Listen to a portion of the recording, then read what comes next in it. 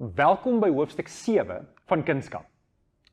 In hierdie hoofstuk kyk ons na die verhaal, die gelykenis van die verlore seun.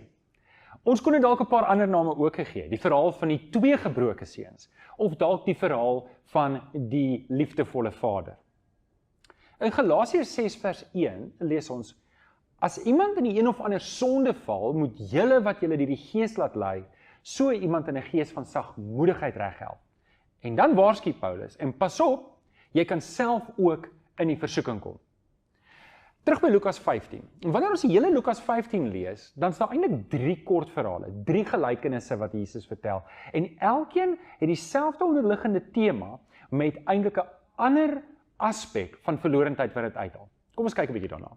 Ons lees eerstens van die verlore skaap. En ons lees dat die boer gaan en een skaap het weggeraak. Hy los die 99 in die veld agter en hy gaan soek die een wat wegraak.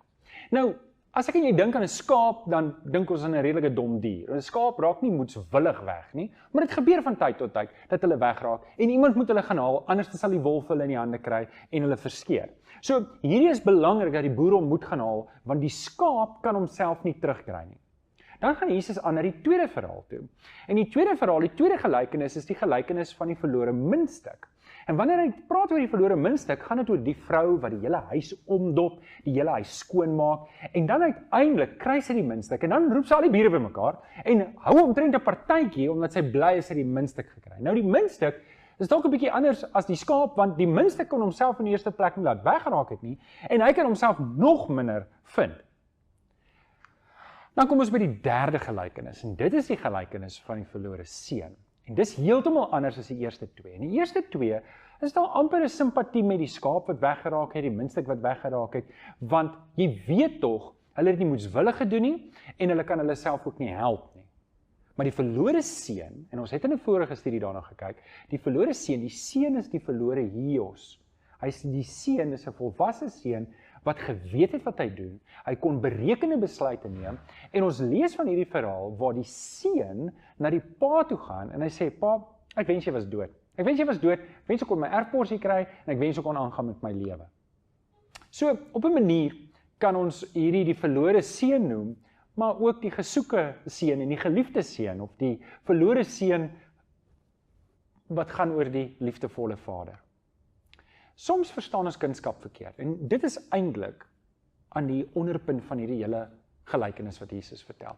Ons het 2 seuns wat hulle kunskap heeltemal verkeerd verstaan, en dis wat ek en jy moet begryp, en dit moet vir my en jou help, om te sê, maar verstaan ek nie dalk my kunskap in die Vader, in Christus verkeerd nie. So die eerste seun, hy het by homself gedink, man, weet jy wat, ek kan beter doen. Ek hou van die voordele wat die Vader vir my gee, ek hou van die voordele wat die huisgesin vir my bied, ek wil die voordele hê, maar ek wil nie deel wees nie. Ek wil die voordele hê, en ek wil dit op my eie kan geniet. Ek wil die voordele hê, en dis hoekom hy sê, gee my my erfporsie, ek wil gaan. En dan sien ons net wat gebeur, hoe vinnig hy agteruit gaan.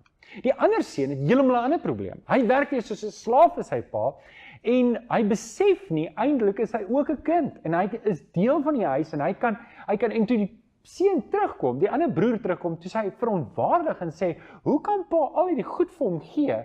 Ek sloof my af soos 'n slaaf hê, en ek kan nie eens 'n bokkie saam met my vriende geniet nie. En op dit sê die vader vir hom, sê die pa vir hom, luister, jy het jou kunskap verkeerd verstaan, want alles wat myne is joune, net soos met die ander seun.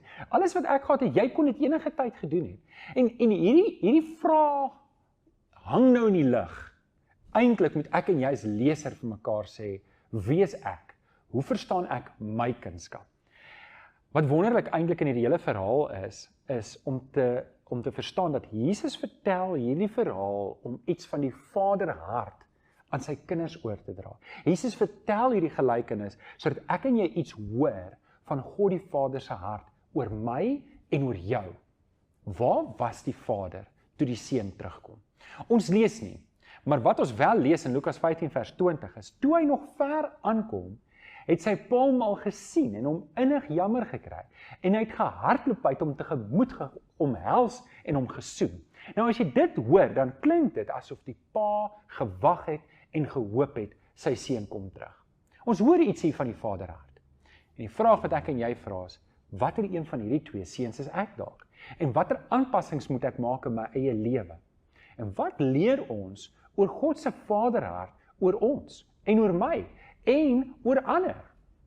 Hoe moet my gesindheid wees teenoor ander mense wat soms in sonde val, wat soms verlore optree, wat soms die voordeel van die gemeente soek en die liefde van Christus soek, maar hulle wil nie deel wees daarvan nie. Hoe moet ons gesindheid wees teenoor hulle? En dan ook hoe ek ander moet lief hê, al verskil ek met hulle. Ek moet hulle lief hê, soos die Vader hulle lief hê. In Lukas 15 vers 10 lees ons dat Jesus die Vader hart probeer verduidelik vir die Fariseërs en vir die disippels, en hy sê, ek sê vir julle, net so is daar blydskap onder die engele van God oor een sondaar wat hom bekeer. Hierdie moet my en jou gesindheid wees. Wanneer ons die verhaal lees van die verlore seun, van die 2 verlore seuns, ons lees die verhaal van die liefdevolle Vader, dan wil ek hê, ek en jy moet ons eie harte ondersoek en sê, is ek dalk die verlore seun wat die voordeel soek van die gemeente? Ek soek die voordeel van die huisgesin van God, maar ek wil nie daar wees nie? Of is ek die ander ene wat dalk soos 'n slaaf werk, maar ek verstaan nie dat ek 'n kind is nie? Iewers tussen dit moet ek myself vind in Jesus en sê, maar ek is werklik 'n seun in die huis. Ek is werklik 'n kind. In die volgende hoofstuk, wat die laaste hoofstuk is, kyk ons na wat om te doen wanneer ek dalk teruggeval het en seer gekry het. Want dit mag wees dat jy dalk hier sit en jy dalk teruggeval in sonde. En wat moet 'n mens nou doen? Is daar vergifnis? Is ek nog welkom in die huisgesin van God?